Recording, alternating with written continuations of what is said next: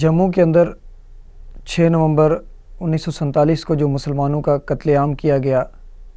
جس میں اس وقت کی جو بھارت کی حکومت تھی وہ براہ راست ملوث تھی، اور جموں کے اندر مسلمانوں کو گاجر مولی کی طرح ذبح کیا گیا، جو کہ پوری دنیا میں ایک اپنی نوعیت کا ایک واقعہ ہے۔ اس کے بعد جموں کے مسلمانوں نے اس بات کا قرض وہاں ادا کیا کہ وہ اس وقت بھی انہوں نے یہ نعرہ لگایا سب سے پہلے کہ ہم پاکستانی ہیں اور پاکستان ہمارا ہے، اور پاکستان کے لیے اپنی نسلیں، اپنے بچے اور اپنی بچیاں وہاں پہ ذبح کروائی، اور 5 لاکھ سے زیادہ تعداد میں لوگ ہجرت کر کے پاکستان میں آئے، اور 6 لاکھ سے زیادہ لوگ وہاں پہ اپنی جانوں کے نذرانے پیش کیے۔ ہم ان شہداء کو آج کے دن خراج تحسین پیش کرتے ہیں اور یہ عہد کرتے ہیں کہ جب تک ہمارے ان شہداء کا مشن کشمیر بنے گا پاکستان، اور ہم پاکستانی ہیں، پاکستان ہمارا ہے، اس کو ہم عملی جامہ نہیں پہناتے،